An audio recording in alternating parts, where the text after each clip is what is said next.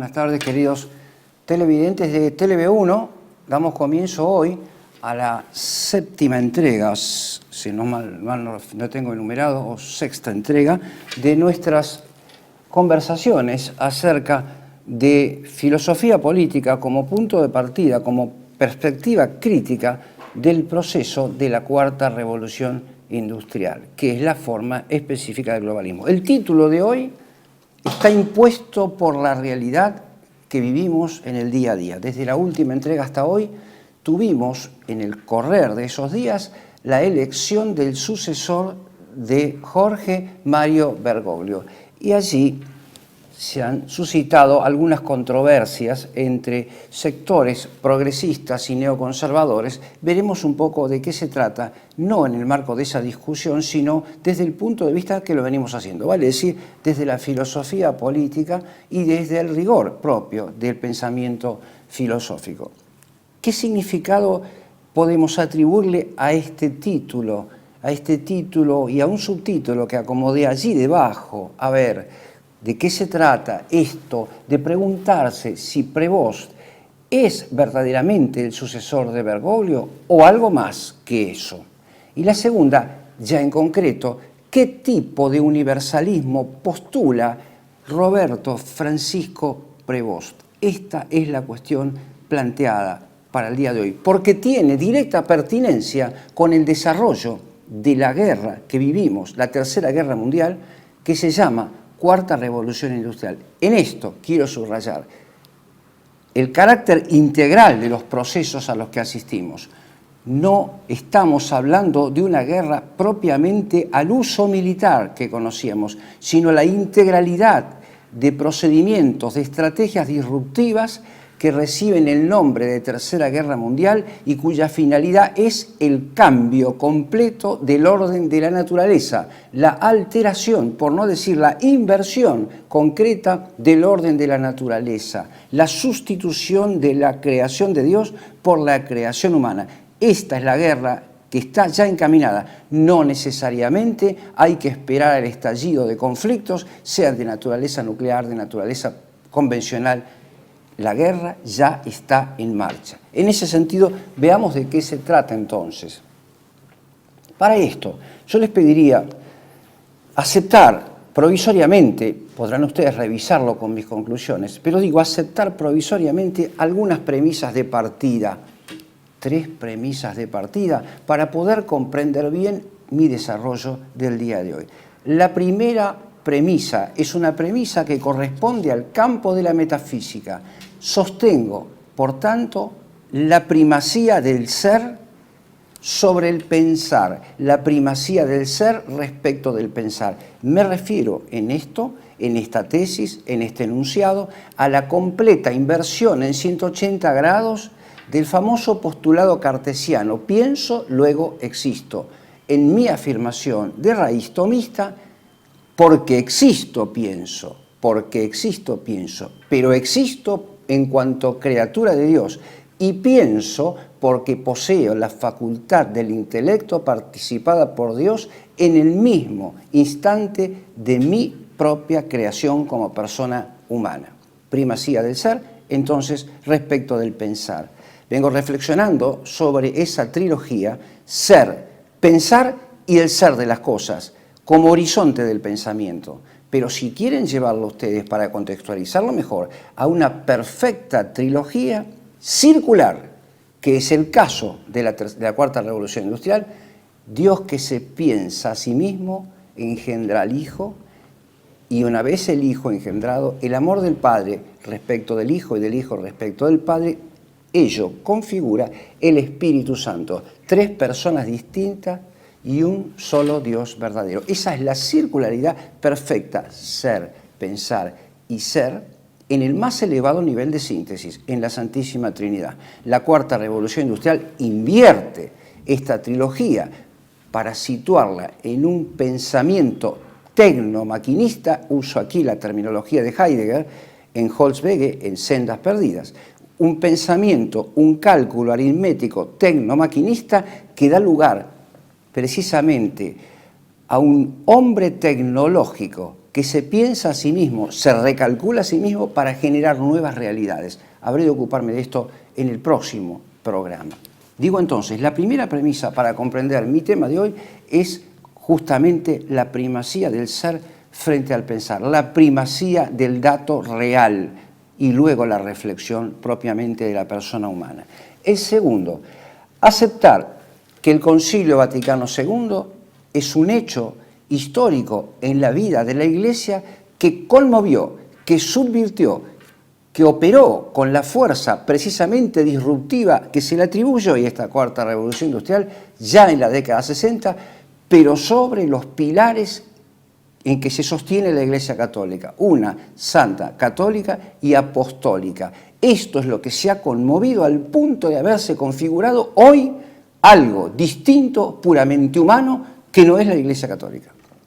Lo que emerge después del concilio no es la Iglesia Católica, y esto se ve hoy con más claridad que nunca.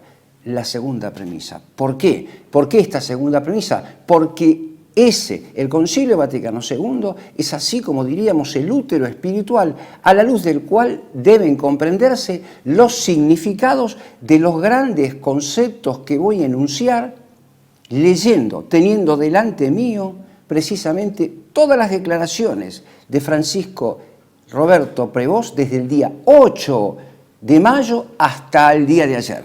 He leído todos sus documentos. No han pasado muchos días, tampoco son muchos, pero en ellos están los trazos esenciales de esta nueva era tecnológica espiritual que se ha inaugurado justamente en forma convergente con los grandes objetivos de la cuarta revolución industrial. Digo entonces, la segunda, la aceptación del carácter revolucionario del Concilio Vaticano II. Y la tercera es que precisamente este concilio ha nacido, se ha generado, se articuló en una época caracterizada por el hundimiento del ser, por la primacía del pensamiento,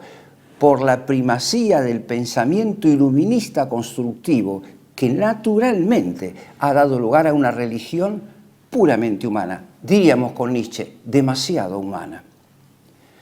Formuladas estas aclaraciones, podríamos ir un poco más adelante para ir indagando acerca de si realmente Prevost es el sucesor de Jorge Mario Bergoglio. Y aquí yo diría lo siguiente: en ningún caso es el sucesor de Bergoglio, sino su profundizador, su superador inclusive.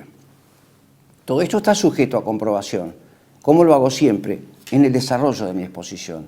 Es apenas el sucesor en el tiempo, pero no es simplemente un repetidor de Jorge Bergoglio, sino un profundizador, porque posee una competencia científica y tecnológica, me atrevo a decir más tecnológica que científica, que su predecesor no tenía, y que lo alinea en la dirección de la nueva derecha triunfante en toda Europa.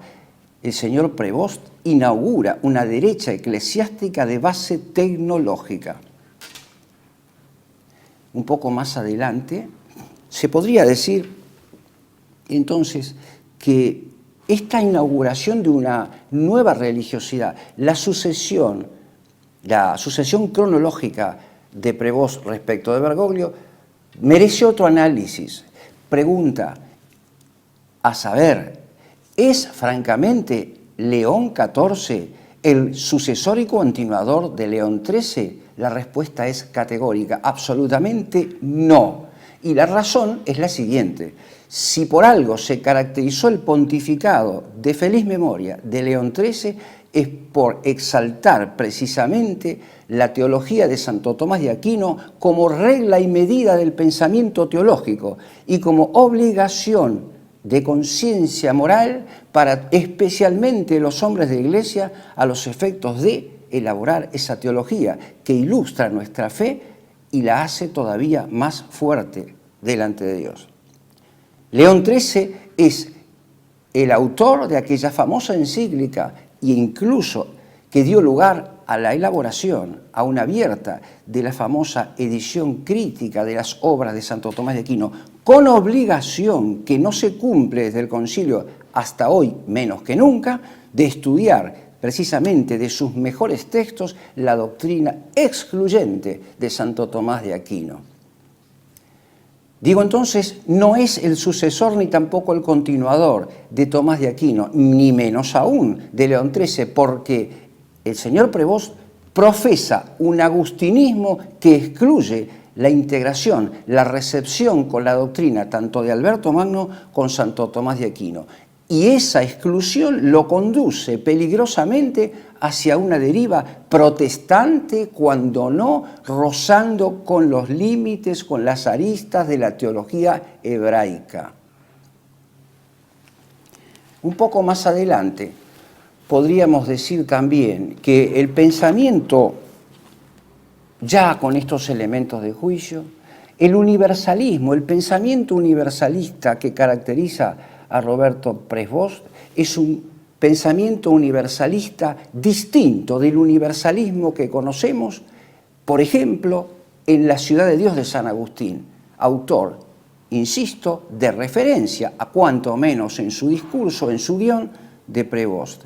El universalismo que nos propone Agustín de Hipona en La Ciudad de Dios supone la aceptación, una vez más, excluyente de un único Dios verdadero, creador del cielo y de la tierra, y del reinado social, concretamente, de Jesucristo. Ese es el modelo de la ciudad de Dios, un universalismo de raigambre, tan metafísica y más aún católica, tanto metafísica como católica. El universalismo de Prevost, por la exclusión de las tesis referidas al orden de la creación propuesta por Tomás de Aquino, lo sitúa una vez más en el camino de la nueva derecha, porque se trata de una teología sin metafísica, de una metafísica débil, marcada por el nominalismo de la Edad Media en su ocaso, en su otoño, que se hace uno, digo, ese nominalismo con la técnica maquinista a la que hice referencia, usando, reitero, un concepto de Martin Heidegger en el siglo XX. Entonces, con estos elementos de juicio podemos avanzar todavía un poco más y examinar ahora como marco de fondo la situación política internacional y la nacional, donde se inscribe esta elección, este universalismo antimetafísico de Prevost. En un segundo momento, a partir de ahora, voy a enumerar primeramente los conceptos, los grandes conceptos de Prevost que encuentro en todos sus escritos, leídos ellos, y subrayados debidamente y debidamente meditados, para proceder después, en una tercera etapa, a integrarlos sistemáticamente o a comprobar cómo uno depende del otro en un pequeño sistema, a los efectos de comprender la fundamentación de mi afirmación de partida, que a saber que el funcional universalismo de Prevost sirve al fin, al propósito destructivo de la creación de la cuarta revolución industrial. Verán ustedes cómo no se trata de animadversión personal, que tampoco se trata de una interpretación personal, sino de la lectura lisa y llana de las declaraciones de este señor que ha sido recientemente electo en lugar de Jorge Mario Bergoglio. En primer lugar, respecto de la situación internacional, quisiera ir proponiéndoles algunos ejes de análisis que el mismo Prevost va a utilizar, pero en un sentido distinto al que los voy a aplicar yo ahora. Comenzamos entonces trazando dos perspectivas, una vertical y la otra horizontal, al modo de una cruz. Lo reiteraré en la segunda y en la tercera parte, completando algunos elementos. En ese primer, diríamos así, eje vertical, yo colocaría en la base el concepto de multipolarismo, y en la cúspide el concepto de unipolarismo. Quiero decir con esto, cuando hablo de unipolarismo, hago referencia al universalismo. Cuando hablo de multipolarismo, hago referencia a la llamada multiculturalidad, al multiculturalismo. Si lo traducimos en términos políticos, en la base se encuentran los estados-nación, también con sus alianzas parciales, como las hemos conocido hasta hoy. Quisiera hacer notar que el multipolarismo tiende a su integración unipolar. Lo múltiple, lo que se ve disperso, aplicando un principio de la metafísica platónica, siempre necesariamente reconoce un uno unificante, en sentido negativo o en sentido positivo. Positivo en el sentido, en el caso del universalismo de San Agustín de Hiponá, como lo referí recién a propósito de la ciudad de Dios. Positivo en el sentido del mito de la caverna de Platón, que encuentra en el bien la explicación, la raíz, la regla hermenéutica de todo el suceder. En la dirección, en el diámetro horizontal, quisiera situar justamente este concepto de cuarta revolución industrial. Se mueve en el tránsito del multipolarismo hacia el unipolarismo. Digo entonces, hay en esto, no hay oposición, mejor dicho, sino una integración armónica, por decirlo de alguna manera, entre multipolarismo y unipersonalismo. Y esto es lo que va a subrayar el señor Prevost a lo largo de su discurso. Si hay dos características que podrían prefigurar este movimiento desde lo múltiple a lo uno, ellas son el deseo de dominio, que se traduce como previsibilidad, como cálculo, y la necesidad del control para que la regla preestablecida se cumpla, para que el tránsito desde lo múltiple a lo uno nuevo, y múltiples nuevos, se cumpla rigurosamente. Algunos ejemplos podríamos dar para que ustedes se familiaricen con la realidad concreta. ¿Conocen ustedes el papel preponderante que cumplió, por ejemplo, la Organización Mundial de la Salud en el tiempo de la pandemia 2019 hasta finales del 21 o inclusive hasta el día de hoy? La Organización Mundial de la Salud ha sufrido un notable desgaste, pero han propuesto en su reemplazo organizaciones, centros, digo, multipolares, como por ejemplo la Organización Panamericana de la Salud, vale decir, algo que le depende, que tiene la misma fisonomía intrínseca, pero que no tiene el mismo nombre, pero que conduce hacia el mismo lugar. Otro ejemplo del camino del multipolarismo al unipolarismo son los usos cotidianos de la inteligencia artificial que acaban, que rematan, que se subordinan al nexo único al que llamé en otros contextos, en otro momento, inteligencia artificial global. Dicho esto, entonces, vamos a algún ejemplo de previsibilidad. ¿Qué ocurre en el mundo que muestre esta previsibilidad? Algo sorprendente, francamente sorprendente. He leído, y podrán hacerlo ustedes también, las declaraciones del arzobispo primado de Belgrado, el señor Ladislav Nemet, monseñor Ladislav Nemet, cardenal, si mal no tengo entendido, quien denuncia claramente, sin rodeos, sin ambigüedades de ninguna naturaleza, que el nombre del electo sucesor de Bergoglio, cronológico, subrayo, se conoce cuanto menos hace 2 años.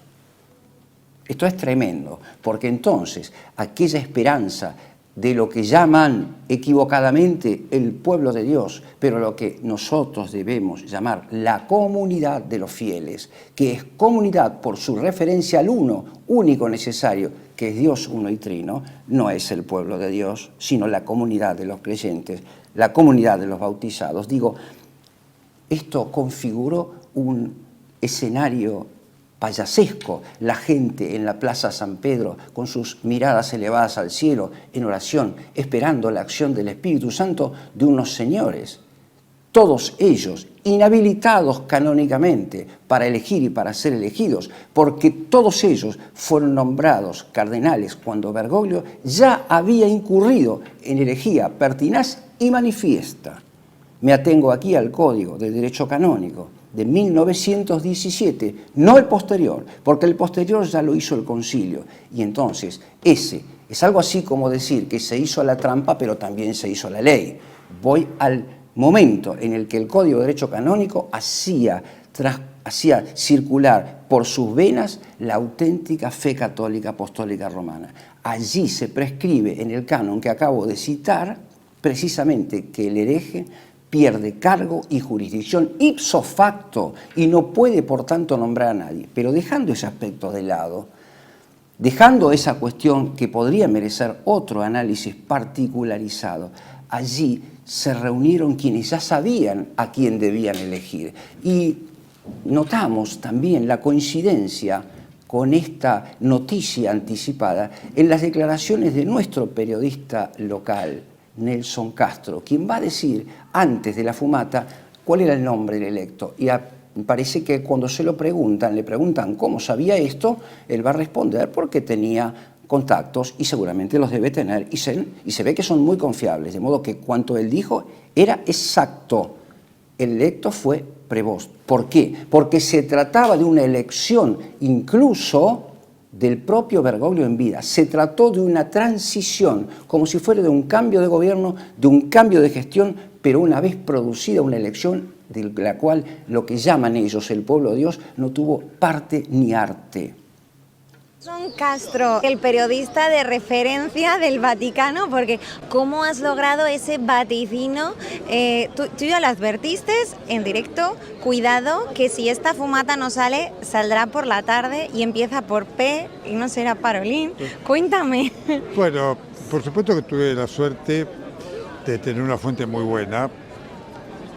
Los secretos se rompen, la gente jura cosas que después no cumplen, no todos, pero muchos.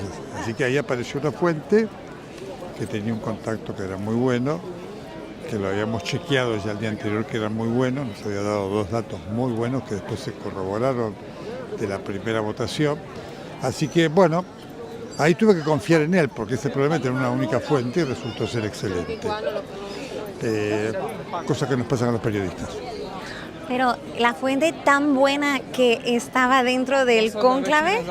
No te lo puedo decir, era una fuente muy buena que sabía lo que pasaba dentro del cónclave y se ve que lo sabía muy bien. Y se ve que lo sabía muy bien. Y se ve que lo sabía muy bien. Y se ve que lo sabía muy bien. Ven ustedes entonces como el propósito de asegurar una línea de continuidad que hoy vemos en los escritos está prefigurado en este hecho de la realidad. ¿Qué ocurre en el ámbito internacional también y local?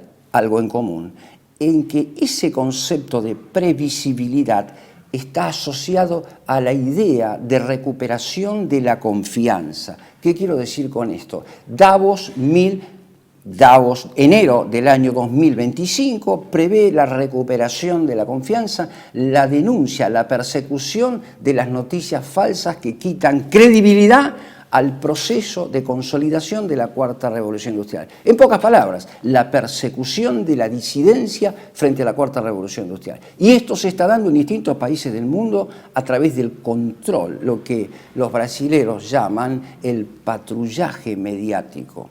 Creo que todos saben a lo que me refiero. Veamos ahora lo que ocurre en el ámbito nacional. Hemos leído en las noticias de los diarios de este fin de semana la penuria de los investigadores del CONICET por la liquidación, por la virtual paralización de la estructura científica de nuestro país. Esto no es una casualidad.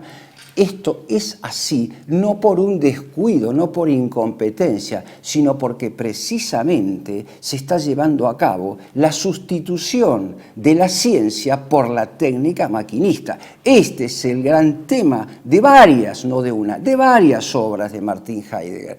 La liquidación de la ciencia rigurosa de la que nos habla Edmund Husserl por la técnica maquinista propia del siglo XXI.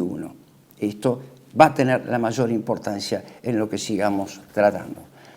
Y otra información importantísima a los fines de comprender nuestra realidad es el estreno de una película en nuestro ámbito local que se llama Entrenando a mi dragón. Brevemente, antes de ir a la pausa, les diría que la película ofrece un guión en el cual un joven vikingo, miembro de una familia cuya tradición estaba caracterizada por exterminar, por matar a los dragones, recibe la misión de matar a uno, tal vez el más peligroso de ellos. Pero cuando va a cumplir la misión, comienza a reflexionar a ver si debía o no llevar adelante esta acción de matar a este animal. Se acerca al dragón y logra establecer una cierta empatía con el dragón, de modo tal que se convence que en verdad se trataba de proteger a la raza animal en la figura del dragón. Regresa a los de su familia, regresa a los vikingos de su tribu y pretende convencerlos de la protección de los derechos de los animales. Fíjense ustedes que voy subrayando mientras reconstruyo rápidamente y en un bosquejo incluso desprolijo los grandes temas de la ecología, los grandes temas de la cuarta revolución industrial, los derechos de los animales, el ecologismo, pero ahora la connotación teológica y filosófica. Este joven, incomprendido por la mayoría de su familia, decide entrenar al dragón para exterminar, para ir contra la raza humana. Ven ustedes aquí la aparición de ese conflicto entre el mundo animal y el mundo de los hombres, de las personas, lo que en otro contexto llaman enfermedades zoonóticas y que fue la explicación corriente para el caso de la pandemia del COVID-19 y que sigue aún vigente.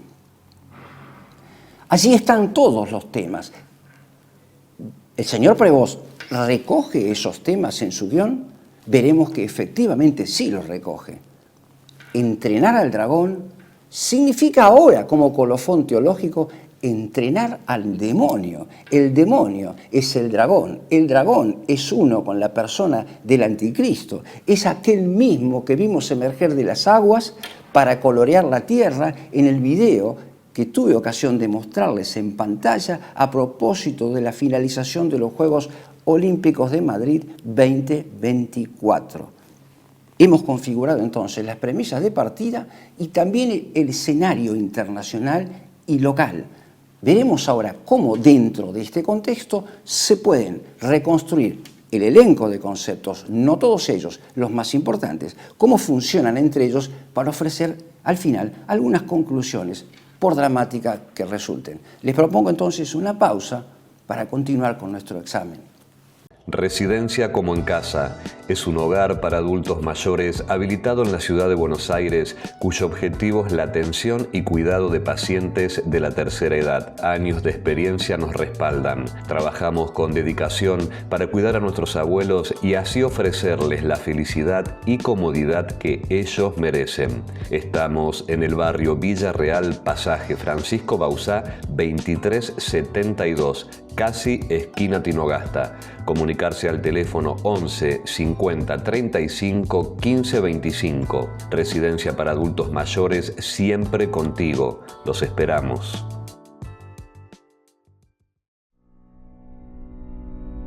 Tele-V1 se complace en anunciar que estará transmitiendo en su canal Tele-V1 Clips valiosos programas emitidos antes de la censura sufrida. El lienzo prohibido, el revés del derecho, combates por nuestra historia, disenso, historias de Malvinas, entre otros que podrán encontrar en este enlace.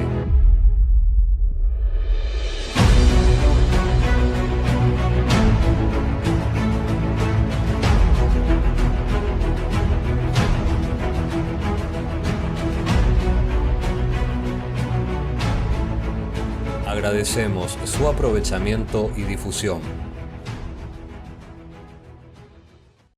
Bienvenidos a CEPA, Centro de Estudios del Pensamiento Americano. Nuevo sitio web de cursos de formación en política, filosofía, historia, literatura, geopolítica, religión, psicología y más. Cursos de formación que reflejan el verdadero pensamiento americano. Lo invitamos a elegir el curso de su agrado ingresando en www.cepa.la.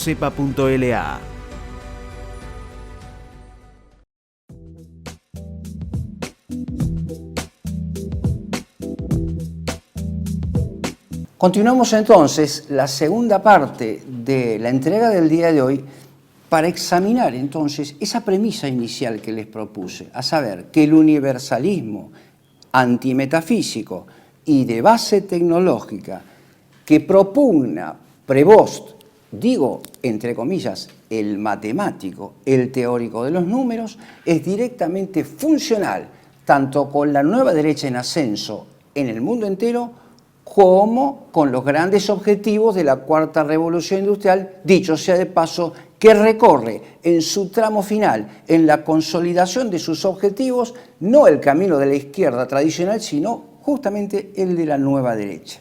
Ya veremos qué características tiene ese camino. Digo entonces, voy a enumerar en primer lugar los grandes conceptos y luego trataremos de integrarlos en una síntesis para que ustedes vean cómo es la movilidad de tales conceptos y cómo es posible reconfigurar ahora en la parte final esa premisa, ese bosquejo rápido que les ofrecí cuando me refería a la situación política internacional. Veamos entonces, el primer concepto, el que salta a la vista de cualquier observador, es el concepto de paz. Es el concepto de paz, pero como fin en sí misma, no como consecuencia. La paz, San Agustín, el autor, al menos en el guión de referencia de Prevost, define la paz de otra manera. Es la tranquilidad que emerge como consecuencia del orden, agrego personalmente, de los órdenes, con lo que me refiero al orden político, al orden de la ciudad política, al orden eclesiástico, inscriptos armoniosamente en el orden de la creación y reconociendo a Dios como alfa y omega. Ese es el orden de los órdenes con el que completo la definición de San Agustín. La paz de Prevost es una paz en sí misma, que tiene un fin en sí mismo, y es una paz informe, es una paz inconsistente, desarticulada conceptualmente, porque ustedes deben saber, o si no lo saben, lo reflexionamos juntos ahora, cuando un concepto está encadenado con el otro al modo de fin, recibe su determinación específica del fin, vale decir, la paz es el resultado de su encaminamiento, del encaminamiento hacia el bien, y si queremos, en el orden de los órdenes, hacia el bien absoluto. Es una paz en el orden querido por Dios, no una paz informe, sin orden alguno más que el que surge del mismo pacifismo. Eso de lo que habla el señor Prevost se llama pacifismo, no la paz tal cual la enseña Jesucristo. La segunda idea es la paz misma, el concepto de paz, pero íntimamente asociado a un nuevo concepto de justicia. No quisiera dejar pasar también una reflexión que ya no tiene que ver con San Agustín. He podido leer en una de las últimas expresiones, manifestaciones públicas de Prevost, donde él dice, si quieren la paz, fíjense que casi parafrasea un lugar común a propósito de la paz. Si quieren la paz, preparen instituciones para la paz. Pero la primera parte se identifica con un clásico de la definición de la paz, que es Vegesio, en su obra Rei Militaris, romano, del siglo II, cuando dice, si quieres la paz, prepárate para la guerra. Y el concepto de guerra puede ser un concepto, sí, castrense, pero también en la vida espiritual sabemos que hablamos de nuestra guerra contra el demonio. Cabe subrayar que no ha sido otro que el Papa de feliz memoria, León XIII, de quien León XIV toma el nombre como para identificarse con la doctrina de León XIII, lo cual es absolutamente engañoso y falso. León XIII justamente es el creador de aquella bellísima oración del final de la misa. San Miguel Arcángel, defiéndenos en la batalla, sé nuestro amparo contra la perversidad y las asechanzas del demonio. Reprímale Dios, pedimos suplicancia, y tú, príncipe de la milicia celestial, de la que también nosotros podemos formar parte, de la milicia celestial, arroja al infierno con tu poder al demonio y a los espíritus malignos que andan dispersos por el mundo para la perdición de las almas. Ninguno de estos conceptos está presente en la esfera del concepto de paz del señor Roberto Francisco Prevost, sino que habla de una paz que desarma, una paz desarmante. Coincide exactamente con el leitmotiv de las Naciones Unidas. Sí, pasamos ahora, no sin antes haber formulado esta pequeña observación ilustrativa, si ustedes quieren, a la paz asociada con la justicia, pero una justicia que quienes comprendemos, quienes tenemos esta vocación por la filosofía política, no buscamos en las declaraciones de Prevost, sino en las fuentes originarias. El lugar por excelencia debería ser, para nosotros, el libro quinto de la Ética Nicómaco de Aristóteles. En términos generales, en la doctrina aristotélica encontramos dos grandes conceptos, el concepto de dike y adike. Dike es el nombre de la justicia, el nombre griego de la justicia, es un nombre con una connotación hacia la divinidad. Y adike, con la alfa privativa al comienzo, indica lo injusto. Pero es que el concepto de dike en Aristóteles señala una primera referencia con el mundo de la fisis. La ley de la gravedad es una ley justa, precisamente, porque justamente los griegos la asocian con algo que viene de la divinidad o que bien es uno con la divinidad. Recuerden ustedes que la revelación cristiana no estaba presente todavía en ese momento, de manera tal que lo justo es la dike, y la dike incluye lo que nosotros en la era cristiana llamamos el ordo nature, el orden de la naturaleza, la justicia de Dios como sello de la creación y comprensible según la luz de la inteligencia humana. El señor Prevost nos propone un nuevo concepto de justicia que no figura en el catálogo de las justicias definidas por el Estagirita, por Aristóteles, digo en ese libro 5, ni tampoco en la política. Habla de la justicia ecológica. Una justicia ecológica, dice, cito casi de memoria, que reconozca el grito de la tierra y el grito de los excluidos, el grito de los pobres. Con lo cual hace referencia a dos grandes conceptos. Al concepto de ecologismo que pone como bandera la cuarta revolución industrial. Y hace referencia a otro concepto que ya había retomado su predecesor, a saber, el grito de los pobres, el concepto de capitalismo inclusivo, porque hay que recordar, miren, si hay algo que varía, que cambia hora tras hora, son los conceptos de la política. Van cambiando según cambian las circunstancias y debemos estar muy atentos para comprender esos cambios y juzgarlos a la luz de la ciencia política rigurosa. Tomo una vez más, porque me resulta suficientemente demostrativa, suficientemente clara, esa referencia de Husserl, ¿no? La ciencia rigurosa, la de los principios inmutables, ¿no? ¿Qué es entonces esto de la justicia ecológica y del capitalismo inclusivo? El capitalismo inclusivo marca para la cuarta revolución industrial el fin del capitalismo que conocimos hasta hoy. Es aquella referencia que hace el propio Bergoglio de las Naciones Unidas cuando dice el capitalismo ha fracasado, debemos asumir formas inclusivas, que no es más que la forma elegante, la forma económica por excelencia de la última resolución del liberalismo, del libertarianismo, a saber, el marxismo-leninismo. Los dos partes de un mismo segmento, de un mismo movimiento del pensamiento. No hay tampoco aquí ninguna oposición. Digo entonces, una justicia ecológica, pero que conlleva algo gravísimo, porque jurídicamente saben ustedes que una obligación de restitución supone un sujeto de derecho del otro lado. ¿Pero quién es ese sujeto de derechos? En el discurso del señor Prevost, la naturaleza como un todo ¿de qué tipo? ¿Como un todo material? ¿Como un todo creado por Dios?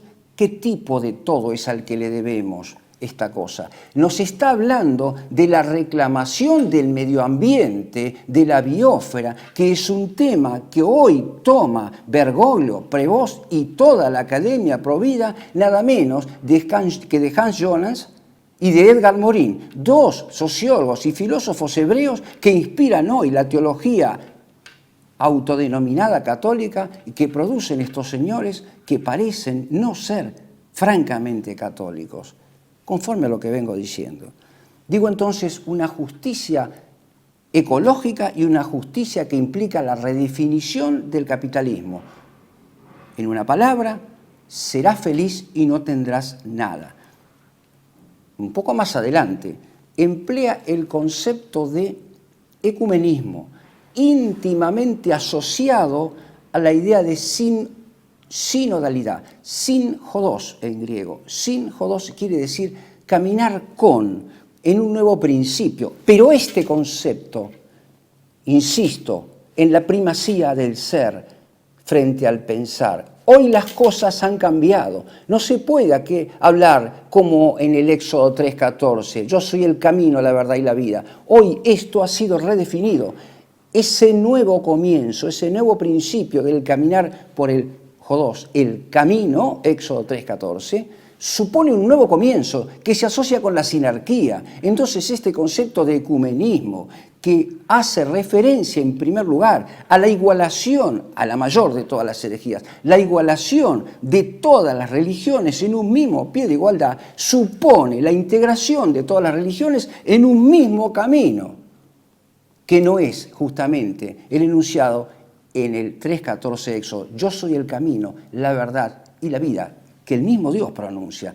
Esto es otra cosa, estamos en otra esfera de significación. Ecumenismo asociado a sinodalidad y también asociado al concepto de colegialidad, que más tiene que ver con las cuestiones propias inherentes al gobierno de la Iglesia desde el Concilio Vaticano II en adelante. ¿Cómo se espeja este ecumenismo sinodal desde el Concilio Vaticano II en adelante? En la integración de comisiones, nada menos que reformadoras, de los ritos, de la misa, de la consagración de obispos y de sacerdotes, que son el pilar de la Iglesia de Jesucristo, por parte de teólogos anglicanos, de teólogos protestantes, que sí tenían voz y voto y que sí dejaron su sello, al punto hoy de poner en entredicho la solidez de las consagraciones episcopales y de las ordenaciones sacerdotales. Y esto, los hombres de Iglesia bien informados lo saben mejor que yo. Que lo callen y hagan silencio es otra cosa. Que le den menor importancia es otro problema. Pero esto consta y se puede comprobar. Y remito entonces para esto a la obra de Michael Davis, cuyas conclusiones, con las cuales discrepo, pero sí un análisis riguroso donde se prueba la interrupción de la transmisión de las órdenes en el caso de los ritos nuevos de consagración de obispos y en la ordenación de sacerdotes. Ese es el resultado del ecumenismo, de la sinodalidad desde el Concilio Vaticano II en adelante. Un ecumenismo que parece curioso, pero que niega justamente el primado de Pedro, porque en un mundo ecuménico, donde ya la religión católica no es más la única verdadera, donde ya el Papa no es más por autodeterminación, por decisión propia de los hombres de Iglesia, el representante del único Dios verdadero, sino uno de tantos representantes de concepciones religiosas, espirituales, articuladas por el hombre, primacía del pensar frente al ser. La negación de Dios es ahora el signo del hundimiento del ser por el que atraviesa Oriente y Occidente. Digo entonces, un ecumenismo que paradójicamente el progresismo suele achacarle a los sectores más radicalmente católicos.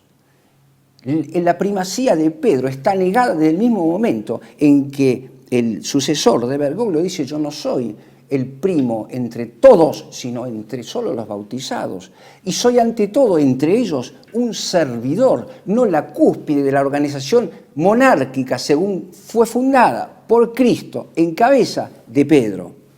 Esto ya no es más así, sino que en virtud de ese ecumenismo se niega la única religión verdadera y en virtud de la colegialidad se niega el primado de Pedro. Pero si queda alguna duda al respecto, es suficiente releer, es un documento largo, 300 y pico de páginas, el obispo de Roma, que es justamente el llamado Papa, escrito por Bergoglio antes de caer internado en la clínica Gemelli, donde dice expresamente que es uno más de entre tantos.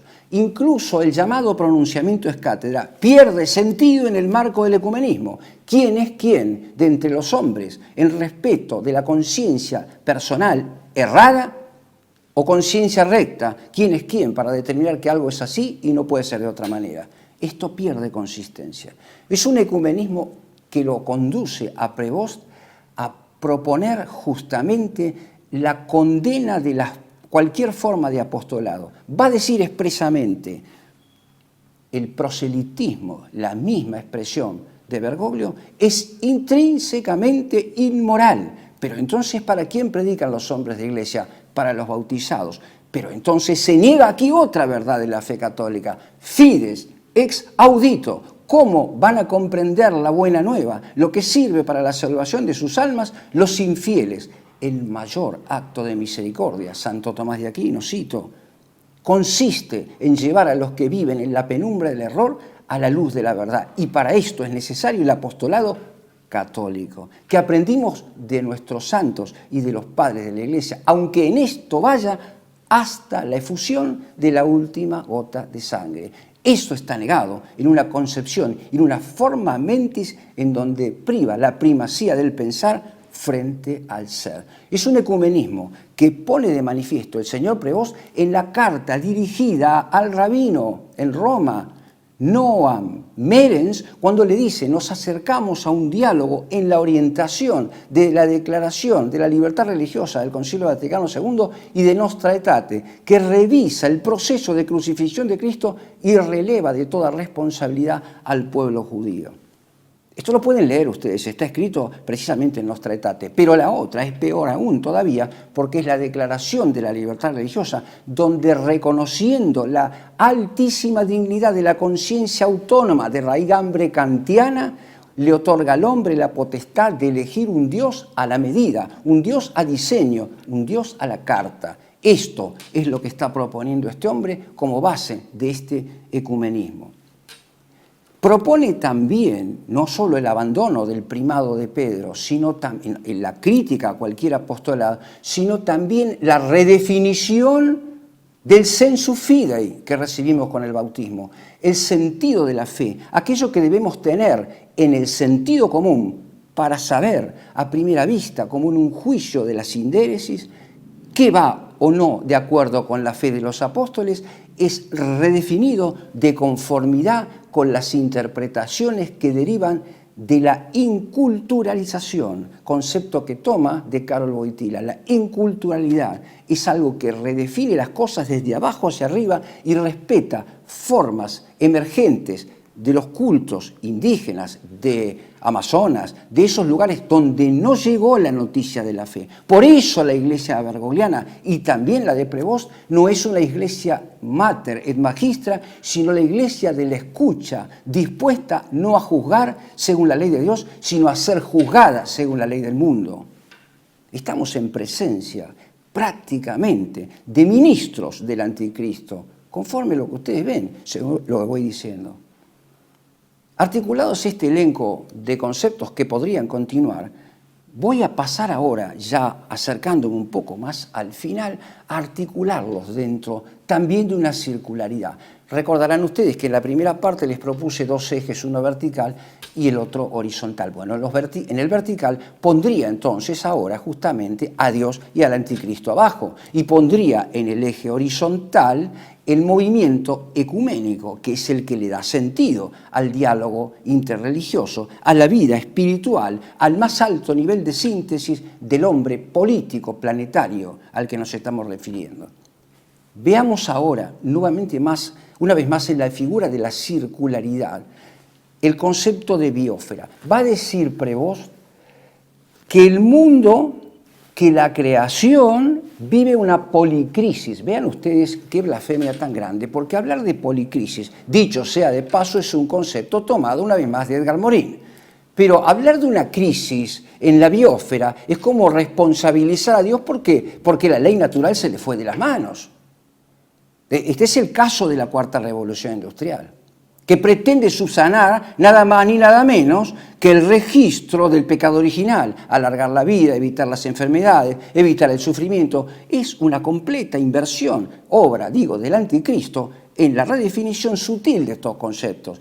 El mundo, la creación, y lo ha dicho Bergoglio, cualquiera de ustedes lo puede comprobar, a un clic de distancia, se encuentra en una policrisis. ¿Qué es una policrisis? Es una crisis múltiple, sistemática, y entonces, una crisis que desde la biosfera condiciona la vida política, la vida espiritual de los hombres. Dentro se encuentra un concepto de ecumenismo que reemplaza el amor de Dios, la caridad de Dios como el vínculo afectivo concreto de la comunidad política. Si Cicerón enseñaba que el tejido de la comunidad política verdadera se articula como amistad, Nosotros los católicos debemos completar diciendo que se trata de la caridad, que es justamente el más elevado de amistad, pero según el amor de Dios. El amor de Dios en el prójimo. Ese es el vínculo de la comunidad política. Esto es reemplazado ahora, expresamente en el caso de Prevost, por la fraternidad universal, concepto que tiene íntima relación con los postulados de la masonería. Y habla también del diálogo, pero de la construcción del diálogo, de puentes. Construcción reemplaza y sustituye al concepto de contemplación. La forma de dirigirnos al prójimo, sea fiel o infiel, debe partir de una lectura comprensiva, contemplativa, de los ejemplos de los santos. ¿Cómo hacían los santos? ¿Cómo hacía un Santo Domingo para ir al mundo de los infieles y convertirlos a Cristo? ¿Cómo Santo Tomás de Aquino un día hizo convertir a un infiel prácticamente en una conversación de un día, de una noche, lo hizo convertir a la verdadera fe? Ese momento contemplativo es el ejemplo de la vida de los santos que nos lleva a obrar conforme a las circunstancias, pero por analogía. Eso no es construcción. Construcción es otra cosa, es un concepto íntimamente asociado a la primacía del pensar, es un concepto asociado a la filosofía crítica de Kant, donde se construye a partir del pensamiento y conforme a la medida de la dignidad del hombre, de un hombre autónomo, un hombre iluminado por la pura razón, sin ningún tribunal por encima de ella. Es otra cosa por completo distinta. ¿Ven ustedes cómo se articula este orden ahora con esos conceptos? Ecumenismo, diálogo, construcción de puentes, pero hay algo más dramático todavía. Hay algo mucho más dramático. En una de sus últimas expresiones, y con esto creo que el señor Prevost me facilita las conclusiones, porque me las da servidas para que yo se las pueda transmitir a ustedes en el marco de esta exposición. En el discurso dirigido a la Fundación Centésimo Anno Pro Pontífice del día 17 de mayo del 2025, antes de ayer, para ser claros, para ser elocuentes en cuanto decimos, a la actualidad de lo que estamos diciendo, va a decir que es necesario asumir el control, asumir el desafío de la inteligencia artificial, pero reconociendo también sus peligros. Pero esto también lo hacen los globalistas. Este es el camino del discurso del señor Klaus Schwab y de Yuval Harari, porque cuando nos hablan de reconocer los peligros, nos están queriendo decir que concedemos a la necesidad de un control central. Pero si todavía caben dudas, hay que mirar un poco más el texto de Prevost en ese discurso al que hago referencia, donde va a hablar de la necesidad de un control global único, de un banco central único y de un Estado, de una gobernanza global única en el amor del hombre, en la igualdad, en la fraternidad. Vuelvo a decirles, una completa inversión del orden de los órdenes, una completa inversión anticristiana del orden de los órdenes. Esta es la propuesta de Prevost que ustedes pueden leer sin dificultad, insisto, subrayo y reitero, en el discurso dirigido a la Fundación Centésimo Anno Pro Pontífice del día 17 de mayo de 2025. Todo esto, queridos televidentes, nos permite extraer algunas conclusiones, decía, por dramática que sean. La primera de ellas, la pregunta que hice al comienzo, ¿es realmente este hombre matemático por formación el sucesor de Bergoglio? No, señor, es su profundizador, es su profundizador. Decía el periodista Sergio Rubín en Clarín de ayer que los neoconservadores que tenían la ilusión de un cambio de dirección se deben sentir hoy decepcionados a la luz de estas revelaciones que nos muestran un Prevost tecnócrata, un hombre de la Cuarta Revolución Industrial, un hombre que está consustanciado con estos fines de la Cuarta Revolución, un hombre que milita en la nueva derecha en ascenso. También partimos de una redefinición de la persona humana en el sentido también de Edgar Morin. El hombre no es más una sustancia individual de naturaleza racional, porque eso haría referencia a un Dios creador único para todos los hombres. Y esto es soslayado para hablar de un hombre que emerge de la madre tierra. Este es un concepto que también utilizó en su momento Maquiavelo, tanto en el primer discurso, el discurso de la primera década de Tito Livio, como en El Príncipe. Pero es un concepto que contemporáneamente ha utilizado el señor Edgar Morin.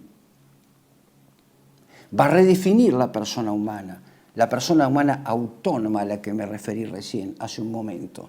Y nos va a proponer justamente entonces un lazo nuevo en la comunidad política, que es la igualación de todas las religiones, con pretensión de imposición dogmática. Con pretensión, insisto, de imposición dogmática.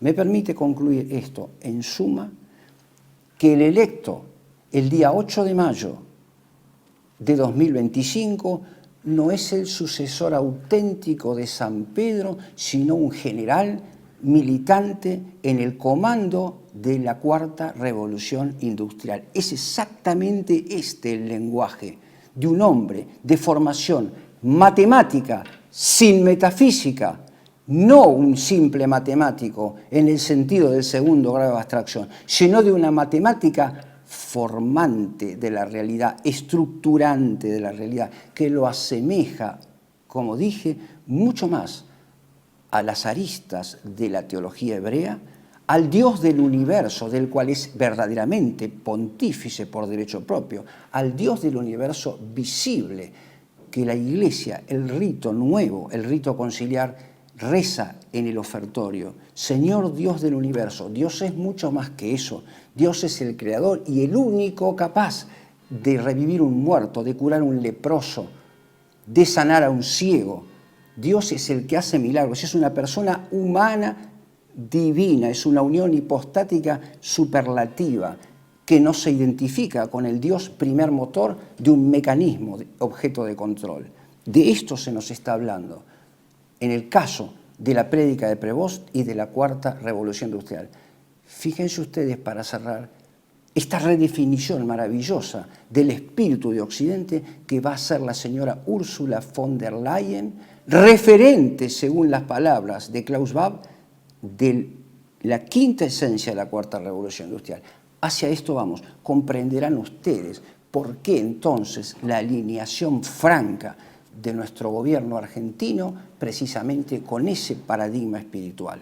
Por favor, pongamos en pantalla entonces ese video de la señora Ursula von der Leyen en la Comunidad Económica Europea. Europe is the values of the Talmud, the Jewish sense of personal responsibility, of justice and of solidarity. Como conclusión, como siempre, nuestra mirada auténticamente católica, por lo menos en la intención, debe dejar un mensaje de esperanza cristiana. La primera parte de ese colofón que quisiera ofrecerles es que la Iglesia católica, la Iglesia fundada por Jesucristo, no se identifica con la Iglesia conciliar cuya cabeza es el señor Prevost y lo fue Bergoglio antes. La Iglesia auténtica, católica, apostólica, romana está eclipsada, huyó al desierto. Esto es exactamente bíblico. Vive en el alma de los verdaderos católicos que han sabido construir un castillo interior en su alma. Vive en cada pesebre, vive en cada altar doméstico. Precisamente ese es la simiente que dará lugar justamente a la salvación de los justos. Dios no ama a todos por igual, sino que ama a quienes lo han amado. Serán negados por el Padre aquellos que hoy lo negaron. Y esta verdad no la va a poder cambiar ni Prevost ni todos los llamados cardenales. Un llamado entonces a la esperanza. Está pronta la segunda venida auténticamente restauradora de un reino que no es de este mundo y que no tendrá fin. Les agradezco su atención y nos vemos, si Dios quiere, en 15 días.